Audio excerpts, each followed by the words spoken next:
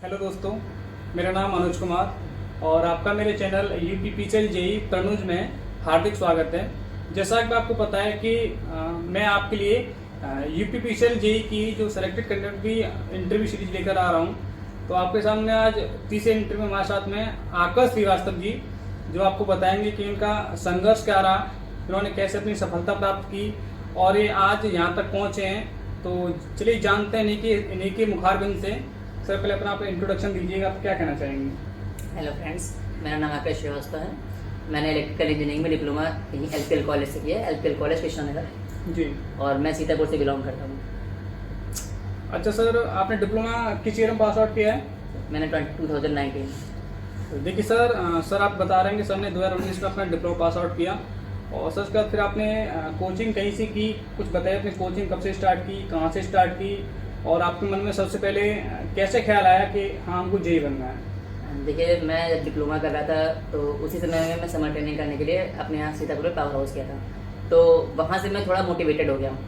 वहाँ पे गया, मैं अपने जेई से मिला, अपने एसडीओ से मिला, फिर वहाँ पे मैंने ट्रेनिंग की, वहाँ के बारे में जाना, मुझे बहुत अच्छा लगा। तो मैं वहाँ से बिल्कुल मोटिवेटेड हो गया कि मुझे यूपीपीसीएल में आना है। फिर उसके बाद में मैं फाइनल सेमेस्टर में था तो मेरे प्लेसमेंट्स हुए। मैंने एल&टी कंस्ट्रक्शन में मेरा सिलेक्शन हुआ, लोहिया ग्रुप में सिलेक्शन हुआ। तो मुझे सब जगह जाने के ऑफर मिले, बट मेरा एक सेंट्रल था कि मुझे यूपीपीसीएल जेई में आना है।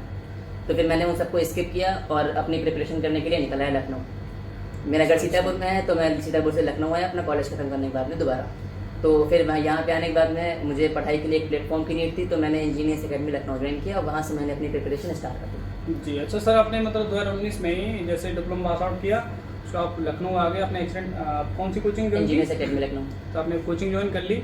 तो सर क्या आपको लगता है कि ओनली कोचिंग ज्वाइन करने से आपको किसी कोचिंग ने इतना बेस्ट कंटेंट दिया या फिर सिर्फ अपने कोचिंग के कंटेंट से ही यहाँ तक पहुँचे या फिर आपने कोई एक्स्ट्रा एफर्ट भी किया? देखिए, कोचिंग जो होता है वो आपके लिए एक प्लेटफॉर्म होता है कि वहाँ पे जाके आप बिल्कुल कहते हैं कि एक मोटिवेटेड भी रह सकते हैं और दूसरी बात ये रहती है कि आपको कंटेंट थोड़ा अच्छा मिल जाता है और आपको एक गाइडेंस मिल जाता है। जी। जैसे जब हम तैयारी करने जाते हैं तो हमारे पास बहुत सारे रास्ते होते हैं कि हमें इस किताब से पढ़ना है, यहाँ से पढ़ना है, वहाँ से पढ़ना है, इस रेफरेंस को लेना है, उस रेफरेंस को लेना है, इस राइटर की बुक पढ़नी है, ऐसे ऐसे करना है।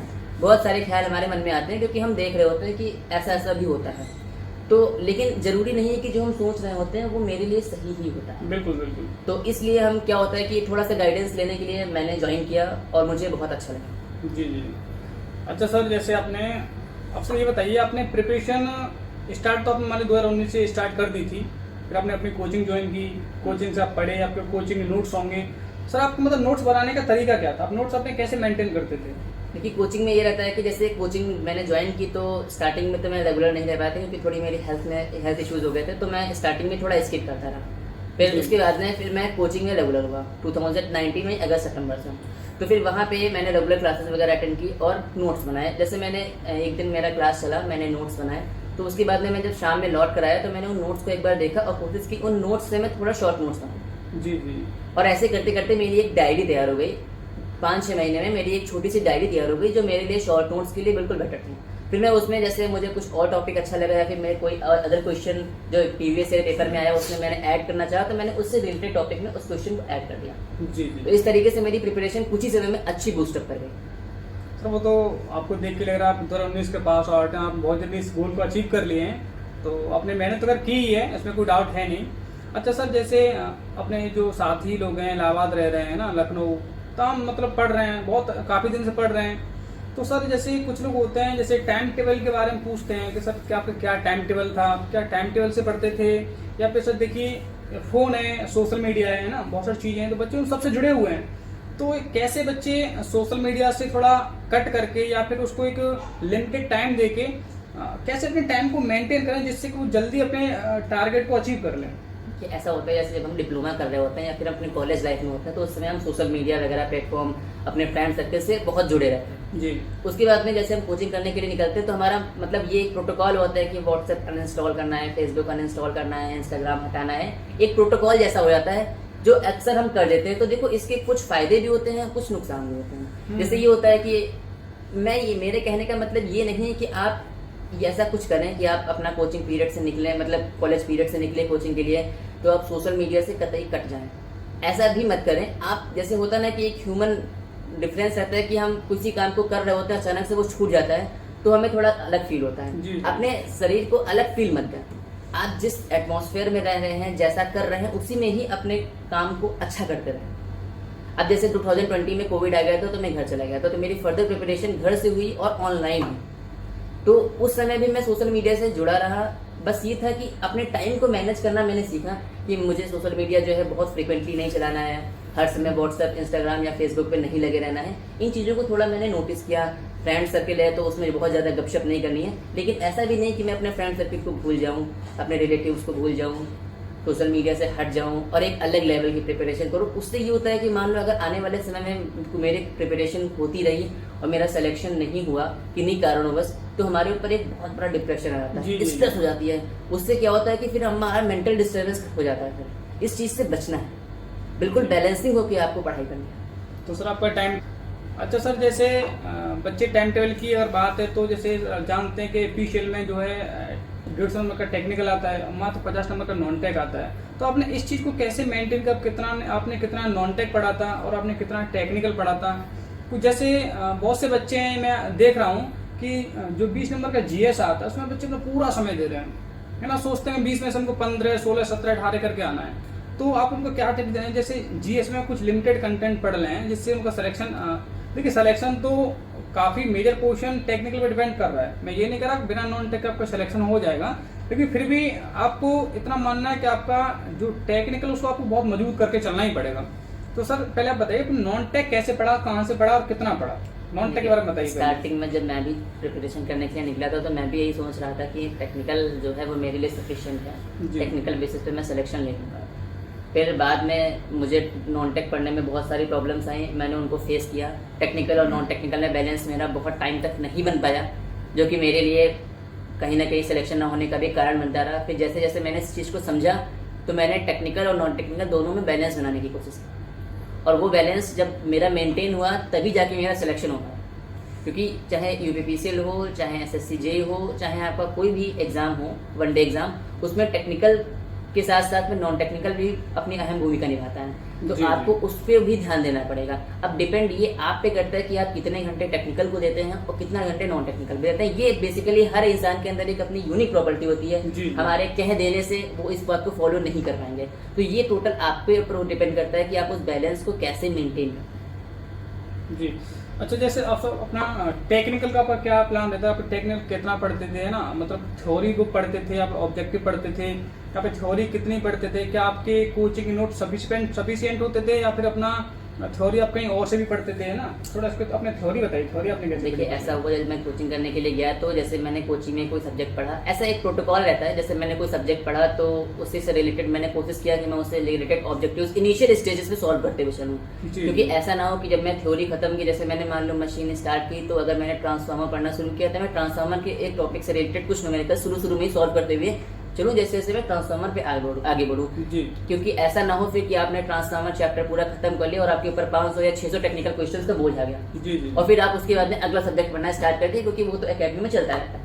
तो इस प्रकार का प्रेशर अपने ऊपर क्रिएट मत करने दें। इनिशियल स्टेज में कोशिश करें कि जो आप पढ़ रहे हैं उससे रिलेटेड थोड़े बहुत ऑब्जेक्टिव सॉल्व करते रहें। फिर जब वो सब्जेक्ट खत्म हो तो कोशिश करें उससे रिलेटेड कुछ ऑब्जेक्टिव्स जो हैं वो स्टार्टिंग पेजेस में सॉल्व करते हुए चलें। इससे ये रहेगा कि आपको आइडिया मिल जाएगा कि आप जो पढ़ रहे हैं वो सही पढ़ रहे हैं, सही डायरेक्शन में आगे बढ़ रहे हैं, और एग्जाम्स में सिलेक्शन करने में कहीं ना कहीं एक अहम रोल निभाता है। जी सर, मैंने खुद एक प्रॉब्लम फेस की थी अपने तैयारी फेज में, कि जैसे बहुत से बच्चे होते हैं जो तमाम तरह की बुकों को लाकर अपने रूम में रख लेते हैं। जितना जैसे उनकी, अगर आप उनका रूम देखेंगे या उनकी मेज, उनकी एकदम मेज खचाखच किताबों से भरी हुई है। तो जैसे उसमें जेबी गुप्ता है, वीके मेहता है ना, और आपका आर.के. राजपूत है, और उनकी थ्योरी की जैसे पावर सिस्टम की बुकें हैं, बी.एस. बुमराह, और आपकी बहुत सारी बुकें हैं जो कि तुम भर के रख लेते हैं। तो मुझे सर ये बताइए, एक बात आप सोच के ये बताइए कि क्या जैसे थ्योरी के लिए आपको वो सब बुकें पढ़ना जरूरी है? और मैं एक चीज़ और फेस किया हूँ, जैसे जो बुकें इंग्लिश वाली होती हैं उनको डिप्लोमा का बच्चा कुछ अच्छे से समझ भी नहीं पाता है। जैसे मैं बता रहा हूँ, जैसे एक किताब है मशीन की, उसमें समथिंग 600-700 पेज है, ठीक है। अब बच्चों को यही नहीं पता कि इसको कहाँ से पढ़ें, कैसे पढ़ें, इसको पढ़ रहा है इसको भूल जा रहा है, इसको पढ़ता है इसको भूल जा रहा है। तो क्या उसको ये सब बुकें ला के रखनी चाहिए या फिर अपने कोचिंग के कंटेंट पे पूरा ध्यान देना चाहिए और उसी बेस से उसको अपने ऑब्जेक्टिव सॉल्व करनी चाहिए? थोड़ा किताब का बर्डन के बारे में बताइए। किताब को कैसे बचाएं? प्रैक्टिकली ऐसा मेरे साथ में भी हुआ था कि जब मैं प्रिपरेशन करने के लिए गया तो मुझे मेरे फ्रेंड्स ने काफ़ी मोटिवेट किया कि ये बुक ले लो, वो बुक ले लो। मैंने सारी बुक लेके मैं आ भी गया। मेरे पास भी आर के राजपूत थी, जेबी गुप्ता थी, वीके मेहता थी, मैंने यूथ भी ले रखी थी। मतलब मेरे पास भी खूब ऊंचा कलेक्शन हो गया था। तो अब ये हुआ, उस कलेक्शन का भी एक प्रेशर रहता कि यार मुझे तैयारी करे 6 महीने हो गए, 1 साल हो गया, मैंने इन बुक्स को उठाया नहीं, छू के नहीं देखा, क्या हुआ, कैसे इनके ऊपर काम करेंगे। या फिर मैंने अगर आर के राजपूत पढ़ना शुरू किया तो मैं वीके मेहता पढ़ना भूल गया, या फिर मैं जेबी गुप्ता लगाना भूल गया। ये प्रेशर जो होता है ये मेरे साथ भी हुआ था। मैंने स्टार्टिंग में इन चीज़ों को फेस किया, लेकिन फिर जैसे जैसे मैंने अपनी प्रिपरेशन शुरू की, पेपर दिए, मैंने देखा कि ऐसे नहीं होने वाला है, तो फिर मैंने उन बुक्स, सारी ऑब्जेक्टिव बुक्स को एक तरफ रख दिया और मैंने पहले क्या किया, डिप्लोमा लेवल की थ्योरी को थोड़ा रेफरेंस पे लिया। जी। उसके बाद में मैंने क्या किया कि उस थ्योरी को पढ़ने के बाद में मैंने थोड़ा स्टैंडर्ड पढ़ने के लिए मैंने अपनी कोचिंग की नोट्स भी प्रेफर की और थोड़ा सा मैंने बीटेक लेवल की बुक्स को एज ए रेफरेंस, जैसे मान लीजिए कोई टॉपिक हुआ आपका, वो आपको डिप्लोमा की बुक से आपने पढ़ा, आपको समझ में नहीं आया, आपने अपने अकेडमी से लिया, समझ में नहीं आया, तो आपने उसे रेफरेंस बुक से पढ़ लिया, तो आपको थोड़ा बहुत क्लियर हो गया। वैसे अगर आप, मैं तो मेरी मानने का तो मतलब यही है कि अगर आप जहाँ जिस भी कोचिंग से पढ़ रहे हैं, अगर आप कोचिंग कर रहे हैं तो आप यही कोशिश करिए कि जो आपका फैकल्टी आपको पढ़ा रहा है उसी में ही आप 100% उस चैप्टर को समझ लें। जी। उसके बाद में आके आपको कोई रेफरेंस बुक, डिप्लोमा की बुक कुछ उठाने की जरूरत नहीं पड़ेगी। ये भी मेरे साथ तब हुआ था जब मैं कोचिंग पे ध्यान नहीं दे रहा था। जब आप कोचिंग पे ध्यान देना शुरू कर देंगे, जो सब्जेक्ट पढ़ रहा है आप उसको अच्छी तरीके से पढ़ना शुरू कर देंगे, तो आपके साथ में ये इश्यूज होंगे ही नहीं कि आपको बुक्स पढ़ने की जरूरत पड़ेगी इधर उधर की। क्योंकि मैंने ऐसा देखा है कि कंटेंट इतना आपको मिल जाता है जो आपके लिए मोर देन सफिशिएंट होता है। उसके बाद में जैसे आपने कोई एग्जाम दिया, अगर आपको लगा कि कोई एग्जाम लेकर आया, उस आपको लगा कि ये एडिशनल कंटेंट हमारे एग्जाम में ऐड हो गया है, तो आप उसको वहां से पढ़ सकते हैं। लेकिन आप बार बार 3 चीजें रिपीट करेंगे कि पहले आप डिप्लोमा पढ़ेंगे, फिर आप अपने अकेडमी पढ़ेंगे, फिर आप बीटेक की रेफरेंस बुक पढ़ेंगे, तो फिर आपकी प्रिपरेशन 4-5 साल तक खींचने की तैयारी में लग जाती है और आप उसको रोक नहीं पाते हैं, क्योंकि आपका मेंटल बैलेंस ही बन जाता है कि मेरी तैयारी जो है वो लंबी खींचने वाली है। जी। और कहीं ना कहीं ये बहुत गलत बात हो जाती है हमारे लिए, क्योंकि ये मेरे अंदर प्रेशर क्रिएट करती है। जी। तो सर आपने जैसे कहीं से ठोकरें खा के आपने कुछ चीज़ समझी कि हमको क्या पढ़ना है थ्योरी के लिए, कि आपको नहीं पढ़ना है, तो फिर आपने अपने एक तरह से कह सकते हैं आपने पूरे कोचिंग के नोट्स को अपने अच्छे से प्रेफर किया। मैंने अपने कोचिंग की नोट्स को प्रेफर किया। उसके बाद में जैसे कुछ सब्जेक्ट से इश्यूज मेरे थे जो मुझे नहीं क्लियर हुए, तो मैंने फिर उसको स्टैंडर्ड लेवल प्रिपरेशन की, मतलब गेट लेवल की प्रिपरेशन की। जैसे हमारे कोर सब्जेक्ट्स थे उनको मैंने पहले अपने जैसे डिप्लोमा लेवल के ऊपर मैंने पढ़ा अपने कॉलेज में, फिर अगर हमें नहीं समझ में आया तो मैंने उनकी प्रिपरेशन गेट लेवल पे की और उनमें अपने लोहा बना लिया पूरा कि मतलब अब अगर इस हमारे कोर सब्जेक्ट से कोई क्वेश्चन आएगा तो वो मेरी नोटबुक से बाहर नहीं जाना चाहिए। जी। अच्छा सर, जैसे एक बहुत सी चीज़ें ऐसी भी होती हैं, जैसे मान लो बच्चे की थ्योरी बहुत अच्छी खासी हो गई है, ठीक है, बच्चा मात्र थ्योरी को पढ़ के अगर एग्जाम देने जा रहा है तो बहुत अच्छी बात है, एग्जाम को बहुत अच्छे से अटेम्प्ट भी कर पाएगा, लेकिन मेरा मानना कहीं ये है कि जब तक वो ऑब्जेक्टिव प्रैक्टिस नहीं करेगा तब तक उसके एक शार्पनेस नहीं आएगी उसके लिए। तो सर आपने ऑब्जेक्टिव के लिए कौन सी बुक प्रेफर की थी और आपने उस बुक को पढ़ा कैसे था? देखिए, बहुत सारे फैक्टर्स होते हैं। अब कभी कभी ऐसा होता है कि हम थ्योरी अच्छे से पढ़ लेते हैं लेकिन हम ऑब्जेक्टिव सॉल्व करने की प्रिपरेशन में नहीं रह पाते हैं, और बहुत से ऐसे हमारे फ्रेंड्स लोग भी होते हैं जो बहुत सारे ऑब्जेक्टिव बुक्स को लगा लेते हैं। इतने वो ऑब्जेक्टिव बुक में दक्ष हो आते हैं कि आप कोई क्वेश्चन पूछेंगे तो वो आपको बुक का नाम विद पेज नंबर बता देंगे, इतना उनको वो क्वेश्चन रट जाता है। लेकिन कहीं ना कहीं आज के एग्जाम का पैटर्न ऐसा हो गया है कि आप ऑब्जेक्टिव बुक्स बहुत सारी लगा लेंगे तब भी हो सकता है आपका सिलेक्शन ना हो। तो आपका जो क्वेश्चन लगाने का पैटर्न जो होना चाहिए वो ऐसा होना चाहिए कि आप थ्योरी, वो आपने जितनी थ्योरी अभी तक पढ़ी है वो सब उस क्वेश्चन में आप शामिल कर दे। जैसे मान लीजिए आपने कोई भी क्वेश्चन उठाया है, सपोज कोई भी क्वेश्चन हो सकता है, चाहे वो ट्रांसफार्मर से रिलेटेड हो, चाहे वो पावर सिस्टम में जनरेशन ट्रांसमिशन से रिलेटेड हो, तो अगर आपने उस क्वेश्चन को उठाया है तो आप उससे रिलेटेड जितने क्वेश्चन बन सकते हैं आप उन पर भी फोकस करें, क्योंकि जो एग्जामिनर पेपर पैटर्न को सेलेक्ट करता है वो भी जानता है कि लड़के मेडीजी से कोचिंग कर रहे हैं, लड़के इंजीनियर्स अकेडमी से कोचिंग कर रहे हैं, लड़के इस पैटर्न को फॉलो कर रहे हैं, लड़के उस पैटर्न को फॉलो कर रहे हैं, तो वो पेपर ही ऐसा बना देते हैं कि या तो वो शिफ्ट ऐसी हो जाती है कि लड़के उसमें स्कोर ही नहीं कर पाते हैं, और या तो वो इतनी ईजी हो जाती है कि वो फिर बहुत ही गड़बड़ हो जाती है। हाँ, तो ऐसा आप करने से बचें। आपने जो थ्योरी पढ़ी है उसी थ्योरी के बिहाफ में क्वेश्चंस को सॉल्व करें। आप क्वेश्चंस को रटने की कोशिश ना करें, आप क्वेश्चन को समझने की कोशिश करें। जी। अगर कोई क्वेश्चन कुछ कह रहा है तो आप उस क्वेश्चन को उसी हिसाब से समझें, उसको सॉल्व करें, फिर आप देखिए कि विच ऑफ द फॉलोइंग, फिर उसमें टिक करके समझे। उसके बाद में देखिए कि इस क्वेश्चन से रिलेटेड और कितने क्वेश्चन बन सकते हैं। जिस दिन आपके अंदर ये करने की एबिलिटी आ गई, उस दिन आपको सिलेक्शन होने से कोई रोक नहीं सकता।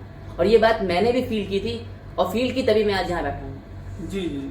अच्छा सर, जैसे आप कोई स्पेशल बुक प्रेफर करना चाहेंगे बच्चों को, जैसे ऑब्जेक्टिव सर कौन सी, जैसे यूथ है तो यूथ ठीक है, या फिर जेबी गुप्ता, वीके मेहता, राजपूत वाली बुकें पढ़नी चाहिए कि नहीं पढ़नी देखिए, चाहिए? मैंने जेन्युइनली, मैं अगर अपनी आपने क्या प्रिपरेशन की पढ़ा? बात करूँ तो मैंने, जैसे मैं जब स्टार्टिंग प्रिपरेशन करने के लिए गया तो मैंने आर.के. राजपूत थोड़ी सी सॉल्व की, जी ठीक है। फिर मैंने देखा कि आर.के. राजपूत से मेरा काम नहीं बन पा रहा है, तो मैं जेबी गुप्ता की तरफ स्विच हुआ। मैंने पूरी कोई बुक नहीं लगाई, मैंने जेन्युइनली बोलूँ तो मैंने कोई बुक पूरी सॉल्व नहीं जी। की। मैं वीके मेहता की तरफ बढ़ा, मैंने वहां पे भी देखा कि जो क्वेश्चन मिल रहे हैं वो मेरा दिमाग खराब कर दे रहा है, तो मैं उसकी तरफ भी नहीं बढ़ा। फिर मैं थ्योरी मैंने अपनी कंप्लीट की। फिर मेरी एक इंजीनियर्स एकेडमी की बुक आती थी, मैंने उसको देखा तो उसमें पूरे अभी तक जितने क्वेश्चन हुए उसमें पूरा कंपाइलेशन था, तो मैंने उसको रेफरेंस ले लिया। जी जी। उस बुक को मैंने रेफरेंस ले लिया और उसके मैंने सारे क्वेश्चन सॉल्व किए। और वो ऐसे क्वेश्चंस मैंने उन क्वेश्चनों को सॉल्व किया कि फिर उस बुक को लगाने के बाद मुझे किसी भी बुक को सॉल्व करने की जरूरत नहीं पड़ी। उसमें मैंने न्यूमेरिकल को भी अच्छे से सॉल्व किया, मैंने थ्योरेटिकल पार्ट को भी सॉल्व किया। मैंने मेडिजी की गेट की बुक आती है, मैंने उस बुक से मैंने गेट के भी 1 नंबर वाले 2 नंबर वाले क्वेश्चन को भी सॉल्व किया। वहां से मेरा थ्योरेटिकल और न्यूमेरिकल पार्ट दोनों मजबूत हुआ। अच्छा सर, आपने अब तक कितने टोटल एग्जाम दिए हैं, मैंने 6 या 7 एग्जाम दिए हैं। जिसमें से आपको सफलता कितने मिली अब तक? सफलता मुझे एक ही में मिली है। मैंने अभी स्टार्टिंग में सबसे पहले मैंने अपना एग्जाम यूपीपीसीएल जेईई 2019 का ही दिया था। जी जी। वहाँ पे उस समय मेरे साथ में ये सीन था कि मैं सिर्फ टेक्निकल पढ़ के गया था, जी जी। और मेरे टेक्निकल में मार्क्स भी अच्छे बने थे, मेरे 130 नंबर स्कोर हुए थे टेक्निकल में, लेकिन मेरा नॉन टेक इतना खराब था कि मैं उसमें सफल नहीं हो पाया। फिर उसके बाद में फिर मैंने अपनी प्रिपरेशन और अच्छी करने की कोशिश की। फिर मैंने एसएससी जेईई 2020 दिया। जी। उस बीच में उसके पहले मेरा कोई एग्जाम नहीं था। उसके बाद में फिर एसएससी जेईई 2020 के बाद में एसएससी 2021 दिया। फिर उसके बाद में मैंने पीजीसीआईएल का सिर्फ एक पेपर दिल्ली वाला दिया, और फिर उसके बाद में नेक्स्ट पेपर मेरा यूपीपीसीएल था। तो सर, जैसे आपने मान लो पीछे आपका सिलेक्शन हुआ है ना, तो आपकी कुछ रणनीति स्पेशल रही होंगी, और सर जो आप जिनमें आप फेल हुए हैं सर, उनकी वजह क्या थी फेल होने की, कुछ खास वजह? देखिए, फेल होने की खास वजह मेरे पीछे यही हो रही थी कि मेरी प्रिपरेशन स्ट्रेटेजी में ये हो जा रहा था कि जैसे अमूमन मैंने बहुत सारे लड़कों में देखा है ये चीज़, जो मेरे साथ भी यही हो रही थी कि सब्जेक्ट को कंपाइल नहीं कर पा रहे थे। जी जी जी, बोलिए। सब्जेक्ट्स को कंपाइल नहीं कर पा रहे थे। कंपाइल करने का मतलब ये है कि अगर मैंने अपने सब्जेक्ट्स को 3 पार्ट में डिवाइड कर रखा था। पार्ट ए में हमारे कोर सब्जेक्ट थे, पार्ट बी में हमारे वो सब्जेक्ट थे जैसे हमारा बेसिक इलेक्ट्रॉनिक्स हो गया, डिजिटल इलेक्ट्रॉनिक्स हो गया, कंट्रोल सिस्टम हो गया, पावर इलेक्ट्रॉनिक्स हो गया। इन सबको मैंने पार्ट बी में कर रखा था, और पार्ट सी में मेरा नॉन टेक्निकल और ये पीएलसी स्काडा वाला पैटर्न था। तो मेरे साथ में ये हो जा रहा था कि मैं अगर पार्ट ए पढ़ रहा था तो मैं पार्ट बी में अपनी इफिशिएंसी नहीं मैनेज कर पा रहा था, पार्ट बी पढ़ रहा था तो पार्ट सी में अपनी इफिशिएंसी मैनेज नहीं कर पा रहा था। इसी की अनबैलेंसिंग की वजह से मेरा सिलेक्शन कहीं ना कहीं रुक रहा था। और अगर मैं ये सब भी कर ले जा रहा था तो मेरी एक्यूरेसी और मेरी स्पीड नहीं आई थी, क्योंकि मैंने 2 एसएससी जेईई के एग्जाम दिए थे, तो उन दोनों में मेरे साथ में यही रहा कि मुझे सब हो रहा था, मैं टेक्निकल अच्छे से लगा रहा था, लेकिन मैं नॉन टेक्निकल में कहीं ना कहीं रह जा रहा था, क्योंकि मेरी एक्यूरेसी और स्पीड बन नहीं पा रही थी। जी जी। अच्छा सर, जैसे आपकी नहीं बन पाती, वैसे ही अपने कई सारे दोस्त हैं ना जो कहीं ना कहीं समय की, जैसे एसएससी आप कर लेंगे उसमें 2 घंटे मिलता है, 200 क्वेश्चन है, तो उसमें समथिंग एक क्वेश्चन की समथिंग 36 सेकंड का समय मिलता है। 36 सेकंड। तो सर बहुत से बच्चे समय के लेकर भी मात खा जाते हैं, तो कैसे समय को मेंटेन करें? उसके लिए आपने कोई टेक्स्ट बुक लगाई थी, या फिर आपने कोई टेस्ट किया, उसमें किसने आपको मेंटेन किया था? देखिए, अगर हम बात करते हैं एसएससी जेईई की पार्टिकुलरली, तो वहाँ पे इसका ये पैटर्न रहता है कि उसमें हमारे कोर सब्जेक्ट्स जो 5 हैं और हमारा नॉन टेक्निकल, तो हम वहाँ पे प्रिपरेशन स्ट्रेटेजी अपनी इसी प्रकार से रखें कि हम बहुत सारी टेस्ट सीरीज वगैरह देने की कोशिश करें, या फिर हम एसएससी जेईई की जो प्रीवियस ईयर क्वेश्चन की बुक आती है उसमें अपने 200 क्वेश्चन जैसे होते हैं उन 200 क्वेश्चन को उस प्रकार से फ्रेम करें, और एक कॉपी के ऊपर 200 क्वेश्चन बना के ABCD लिख के और अपना टाइमर लगा के हम उस प्रकार से भी दे सकते हैं, तो आपको एक एग्जाम वाला फील आएगा। या फिर आप किसी भी ऐप पर जाके टेस्ट सीरीज दे सकते हैं। मैंने एक्चुअल में जब मैंने तैयारी की थी तो मैंने किसी भी ऐप को फॉलो नहीं किया था। मैंने एसएससी जेईई की प्रीवियस ईयर क्वेश्चन की मेरे पास बुक रखी हुई थी, मैंने उसी बुक को, जैसे जो प्रीवियस ईयर क्वेश्चन पेपर है उन्हीं पे जैसे 200 क्वेश्चन का एक पार्ट हुआ, तो मैंने 200 क्वेश्चन अपने एक पेपर पे लिख लिए, 1-2 करके 200 क्वेश्चन बना लिए, और उसके बाद में मैंने टाइमर लगा लिया 2 घंटे का, और मैंने उन क्वेश्चन को उसी टाइम इंटरवल में सॉल्व करने की कोशिश की, और जो आंसर हमें सही लगा मैंने उसको उस पेपर पे लिख दिया। बाद में मैंने उसकी आंसर की से उसको मैच किया कि मेरे कितने क्वेश्चन गलत हो रहे हैं और कितने क्वेश्चन सही हो रहे हैं। फिर वहाँ से मैंने देखा कि जो मेरे क्वेश्चन गलत हो रहे हैं उनको मैं एक कॉपी पे अलग से नोट करूँगा, और ऐसे करते हुए मेरी एक कॉपी बन गई थी, जो कॉपी मेरे लिए बाद में बहुत काम है। एक मेरी वो कॉपी जो मैंने गलत क्वेश्चन की बना रखी थी, और एक मेरी वो कॉपी जो मैंने शॉर्ट नोट बना रखी थी। यूपीपीसीएल के पेपर जब आया, मैंने देखा एडमिट कार्ड आया, तो मैंने 15 दिन यही रिवाइज किया कि मैं कहाँ पे गलत हूँ और मेरे शॉर्ट नोट्स क्या कह रही हैं। सिर्फ मैंने इसी को प्रैक्टिस किया, और आज इसी से नहीं मेरा सिलेक्शन हुआ। क्योंकि आप एक, जैसे मान लीजिए अगर आपके पास प्रिपरेशन के 15 या 20 दिन बचे हैं, तो आप वहाँ पे अपने जो फुल नोट्स हैं उनको रिवाइज नहीं कर सकते हैं। अगर आप उनको रिवाइज करने के लिए जाते हैं तो आप जो पढ़े होते हैं वो भी भूल जाते हैं, क्योंकि आप जल्दी जल्दी पन्ने पलटते हैं, तो आपके जो बने हुए कॉन्सेप्ट होते हैं वो भी आप भूल जाते हैं। तो आप ऐसा ना करें। आपकी प्रिपरेशन एक बार हो जा रही है तो आप ऐसा करें, आप या किसी ऐप से ये काम करना शुरू करें, या फिर आप प्रीवियस ईयर क्वेश्चन की कोई बुक ले लें, उससे उन पेपर्स को सॉल्व करें। मैं ये नहीं कह रहा हूँ टाइमर लगा के सॉल्व करें, आप रैंडमली सॉल्व करते रहें। उसके बाद में जो गलत आपको लग रहा है कि यहाँ पे मेरा क्वेश्चन गलत हुआ है, उसको टिक मार के उसे एक अलग पार्टिकुलर कॉपी में उससे रिलेटेड डेटा नोट करना। धीरे धीरे आप देखेंगे कि जब आपने 1500 क्वेश्चन की वो लाइन बन जाएगी, तो आप देखेंगे कि मैंने अभी तक जितना पढ़ा है वो सब होते हुए भी इतनी मेरी गलतियां हैं। आप उन गलतियों पे काम करेंगे, फिर आप और अपनी गलतियों को देखेंगे, आप उन पे काम करेंगे। एक टाइम ऐसा आ जाएगा जब आप पूरे क्वेश्चन को सॉल्व कर लेंगे और आपको कोई गलती नजर नहीं आएगी। उसके बाद में आप अपने शॉर्ट नोट्स रिवीजन करते रहेंगे रेगुलर, तो आपकी प्रिपरेशन इस तरीके से काफ़ी बूस्ट हो जाएगी। जी सर का मानना सिर्फ इतना ही है। इसमें सारांश ये बताना चाहूँगा मैं कि जैसे मान लीजिए आप कोई भी बुक ले लेते हैं ऑब्जेक्टिव वाली, तो जिसमें अगर मान लीजिए आपने 2 साल की तैयारी कर रहे हैं और आप पढ़ने में थोड़े से भी अच्छे हैं, तो लगभग 100 क्वेश्चन में से लगभग 75 to 80 क्वेश्चन आराम से हो जाते हैं। अब बात आती है मात्र 20 क्वेश्चन की। अब उन 20 क्वेश्चन के या तो आप दोबारा से 100 क्वेश्चन को पढ़िए, या फिर आप एक काम करते हो 20 क्वेश्चन को अलग से लिख लीजिए। तो बार बार आप उन 2 बार 4 बार 20 क्वेश्चन को पढ़िए ना, आप बार बार पढ़ेंगे 100 को, आपका टाइम भी वेस्ट होगा, आपको मजा भी नहीं होगा, आपको नया सीखने को भी नहीं मिलेगा। तो सर ने यही किया, सर ने जो भी ऑब्जेक्टिव बुक पढ़ी उसमें से जो जो उनसे नहीं आया उन्होंने उसको एक अलग नोट किया और नोट करते गए, और सर उनके लगभग हो गए होंगे लगभग सर कितने टोटल क्वेश्चन हो गए थे जैसे आपने 1000 क्वेश्चन हो गया था मेरा। जी जब आप ऐसे भी करेंगे धीमे तो आपके 1000-2000 क्वेश्चन आपके कलेक्ट हो जाएंगे। एक आपका शॉर्ट नोट्स और एक आपके जो नहीं आते थे 1000-2000 क्वेश्चन, उनसे जब कंपाइल करेंगे तो आपकी बहुत अच्छी सी डायरी मेंटेन हो जाएगी। और आप जब एग्जाम देने जाएं उससे लगभग 2 घंटे पहले उसको अच्छे अगर देख भी लेंगे तो भी आपको यकीनन 5 से 10 नंबर का फायदा आपको अवश्य हो जाएगा। जो कि आपके क्वेश्चन वो थे जिन्हें आप बार बार भूलते थे, और यकीनन है कि अगर आप वो क्वेश्चन पेपर में आ जाए और आप उसको लास्ट टाइम देख के नहीं गए, तो ऐसे विकल्प आते हैं पेपर में कि आप एकदम से कंफ्यूज हो जाएंगे। तो अगर आप उन क्वेश्चंस को जिन्हें बार बार भूलते हैं लास्ट टाइम देख के नहीं जाएंगे, तो आपका सिलेक्शन 0.25 से 5 से या 1-2 मार्क्स से रुक भी सकता है। इसलिए ऐसी गलती आप कभी ना करें। हम सबसे आगे पूछना चाहेंगे कि सर आपने पेपर को अटेम्प्ट कैसे करें, पेपर आपने कैसे अटेम्प्ट किया था? देखिए, पेपर अटेम्प्ट करने का ये रहता है कि जैसे आप पेपर अटेम्प्ट कर रहे हैं तो आप सबसे पहले ये देखिए कि मुझे क्या आ रहा है, आप उस पर ध्यान दीजिए। उसके बाद में ये रहता है कि कुछ क्वेश्चंस ऐसे होते हैं जिनके ऊपर मुझे सोचने की ज़रूरत होती है। तो अगर हम बात करते हैं यूपीपीसीएल की, तो यूपीपीसीएल हमें सफिशिएंट टाइम देता है कि आप सोच के भी कोई क्वेश्चन को कर सकते हैं जी। लेकिन अगर आपका ऐसा एसएससी जेईई जैसे एग्जाम में अगर आप पार्टिसिपेट कर रहे हैं तो वहाँ पे आपके पास सोचने का ज़्यादा समय नहीं रहता, तो आप उन क्वेश्चन को बुक मार्क कर सकते हैं, मार्क फॉर रिव्यू और नेक्स्ट के लिए डाल सकते हैं। तो जैसे आपने पूरा पेपर एक बार कर लिया और कुछ क्वेश्चन को आपने बुक मार्क कर लिया, आप बाद में जाके उन क्वेश्चंस को करेक्ट कर सकते हैं आपको जिसमें लग रहा है कि मुझे थोड़ा सा भी डाउट है। उसके बाद में जो क्वेश्चन आपको लग रहा है बिल्कुल नहीं आ रहा है, तो अगर आपने उस क्वेश्चन को कभी भी पढ़ा होगा तो आप उसके बारे में सोच सकते हैं। कोई डेरिवेशन टाइप का क्वेश्चन है तो उसके ऊपर आप डेरिवेशन करके रिजल्ट निकाल के आंसर दे सकते हैं। कोई न्यूमेरिकल क्वेश्चन है आप उसको भी सॉल्व कर सकते हैं, आपके पास समय बाद में अगर रहा तो। लेकिन अगर आपने उस क्वेश्चन को कभी नहीं पढ़ा है तो आप उसके ऊपर अटेम्प्ट बिल्कुल मत करिए। तुक्का लगाने से आपके नंबर कम ही होंगे, ज़्यादा नहीं होने वाले। तो यही मेरे कहने का मतलब है। अच्छा सर, जैसे यूपीपीसीएल के बारे में जैसे मैं सुनता हूँ लोगों से, तो लोगों में एक अजीब तरह की भ्रांति सी बन गई है कि ये एक लक का खेल है, एक भाग्य का खेल है, तो इसमें हो जाए तो नहीं, कोई भरोसा नहीं है। तो सर जैसे जैसे पेपर का पैटर्न चेंज हो रहा है तो बच्चे एकदम से ना एकदम डिमोटिवेट हो जाते हैं, पता नहीं इस बार क्या नया आ जाएगा।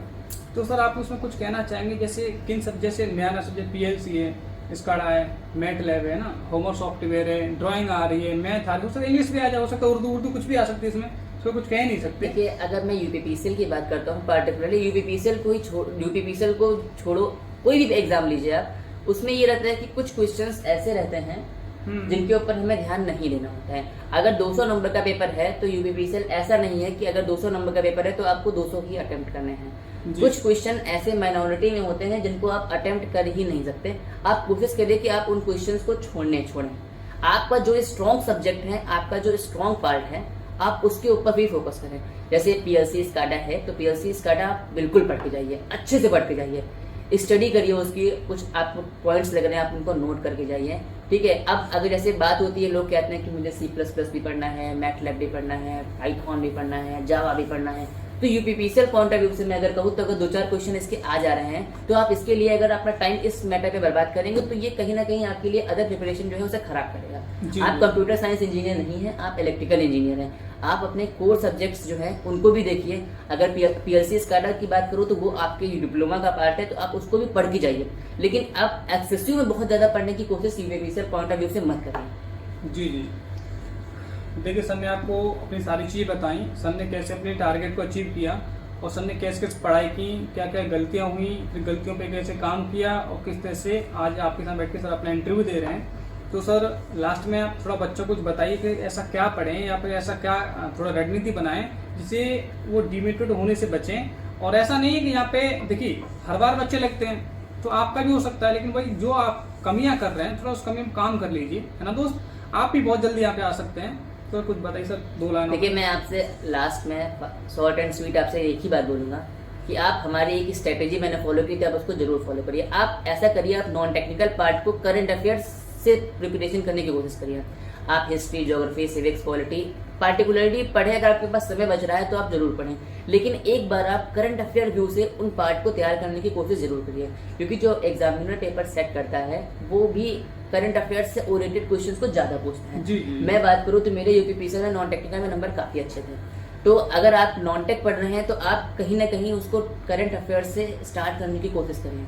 जो इस समय करंट में चल रहा है उससे आप अपनी प्रीवियस जीएस तैयार करने की कोशिश करिए। जैसे अगर मान लीजिए हमारे प्रधानमंत्री जी कोई ऐसी योजना स्टार्ट कर रहे हैं जिसमें वो हेरिटेज को बढ़ावा दे रहे हैं, तो आपके पास एक पॉइंट है कि आप अभी तक की जितनी हेरिटेज साइट्स हैं उनको रिवाइज कर लें, हो सकता है उससे क्वेश्चन बन जाए।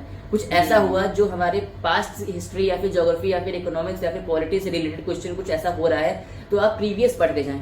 ऐसे ही क्वेश्चंस जो हैं वो फ्रेम होते हैं। और नॉन टेक्निकल में 1 डे एग्जाम में 20 नंबर लाने का इससे अच्छा तैयारी करने का तरीका कोई और नहीं हो सकता। और अगर मैं टेक्निकल की बात करूं तो टेक्निकल में आप जो है वो सबसे पहले अपने जो सब्जेक्ट्स हैं उनको एक बार अच्छे से पढ़ें। मशीन, पावर सिस्टम, नेटवर्क सब कुछ अच्छे से पढ़ लीजिए, एक बार पहले पूरा पढ़ लीजिए। फिर उसके बाद में आप पढ़ते पढ़ते उनके शॉर्ट नोट्स बना लीजिए। इतना जब आपका हो जाए उसके बाद में आप प्रीवियस ईयर क्वेश्चन पर आइए, प्रीवियस ईयर क्वेश्चन उठाइए। आप कोई एक बुक, चाहे आप कोई भी बुक फॉलो करें, कोई एक ऑब्जेक्टिव की बुक फॉलो कर लीजिए। उस ऑब्जेक्टिव बुक के क्वेश्चन आप करिए, एक बार उन क्वेश्चन को कर लीजिए। कुछ गलत लगे, कुछ इंपॉर्टेंट लगे, उसको आप नोट करते रहिए अपने शॉर्ट नोट्स में उस चैप्टर के उस पार्टिकुलर पार्ट को लेके। उसके बाद में जब आप क्वेश्चन लगाते हैं, प्रीवियस ईयर क्वेश्चन पेपर लगाते हैं, तो आप क्वेश्चन पेपर भी जब सॉल्व करें तो आप इस प्रकार से सॉल्व करें कि जैसे लग रहा हो कि मैं एग्जाम दे रहा हूँ, ठीक है। क्योंकि आप ऑब्जेक्टिव बुक लगा कर आते हैं तो आपके पास कॉन्फिडेंस रहता है कि मैं इसको सॉल्व कर सकता हूँ। आप अपना पेपर सॉल्व करिए। पेपर सॉल्व करने में जो क्वेश्चन आपकी गलत हो रहा है उन क्वेश्चन, गलत क्वेश्चंस को आप एक कॉपी पे लिखते चले जाइए। कुछ टाइम बाद आप पहला पेपर सॉल्व करेंगे, दूसरा पेपर सॉल्व करेंगे, तीसरा, ऐसे करते करते आपकी जब तक प्रिपरेशन कंटिन्यू है, एग्जाम्स नहीं आ रहे हैं, तब तक आप करते जाइए। धीरे धीरे आप देखेंगे आपके पास एक मास्टर बुक तैयार हो जाएगी। मेरे पास भी एक ऐसी मास्टर बुक तैयार हो गई थी जिसमें मुझे ऐसा लग रहा था कि यार पेपर जो आएगा ना यहीं से आएगा, जी, ऐसी फीलिंग आएगी। फिर उसके बाद में कोई भी क्वेश्चन आपको कोई जैसे मान लो कोई फ्रेंड आपको कोई क्वेश्चन सेंड करेगा ना, तो आपको फील आ जाएगा कि ये क्वेश्चन जो है मुझसे हो ही जाएगा। जब आप कोई क्वेश्चन को करें तो आप उसे रटने की कोशिश ना करें, आप उसको पार्टिकुलर उस मेथड से सॉल्व करें जिस मेथड से वो सॉल्व होता है। कोई न्यूमेरिकल है तो उसको न्यूमेरिकल पॉइंट ऑफ व्यू से, कोई थ्योरेटिकल पार्ट है तो उसको थ्योरेटिकल पॉइंट ऑफ व्यू से सॉल्व करने की कोशिश करें, और उससे रिलेटेड जितने क्वेश्चन बन रहे हैं उन्हें आप जरूर अपनी कॉपी पे नोट करें। डेफिनेटली ये तरीका 100% आपको एक एग्जाम में सिलेक्शन नहीं, 5-6 एग्जाम क्रैक करने में सिलेक्शन कराएगा। मैं आप बताऊं, मैंने यूपीपीसीएल के बाद में मैं इतना यूपीपीसीएल देने के बाद में इतना कॉन्फिडेंट हो गया था कि मैंने किसी और एग्जाम की प्रिपरेशन मैंने बंद ही कर दी। डेफिनेटली 7 सितंबर के बाद में मैंने पढ़ाई नहीं की। डीएफसीसीआई दिया मैंने, उसको भी हल्के में ले लिया, पढ़ाई नहीं की। मैं घूमने निकल गया अपनी मौसी जी के यहाँ, यूपीआर हुई ना, उसके बाद मैंने फिर कोई पेपर ही नहीं दिया। तो ये काम जरूर करिए। मैंने जो आपको स्ट्रेटेजी बताई आप उसको फॉलो करिए, फिर आप मुझे खुद फोन करके बोलेंगे कि सर आपने जो बोला था वो बिल्कुल सही था। जी, तो देखिए सर ने हमें हमको टाइम दिया और आपको टाइम दिया, सर का इसके लिए धन्यवाद। और जो सर की मास्टर बुक है बहुत जल्दी हम आपको अपलोड इस चैनल पर करा देंगे, जिससे आपको बहुत ज़्यादा हेल्प मिलेगी। और इसी के साथ आप हमारे साथ जुड़े रहिए और चैनल को सब्सक्राइब कर लीजिएगा। आपके लिए ऐसे ही इम्पोर्टेंट इंटरव्यू और बहुत सारी इंफॉर्मेशंस लाते रहेंगे। Thank you. Thank you.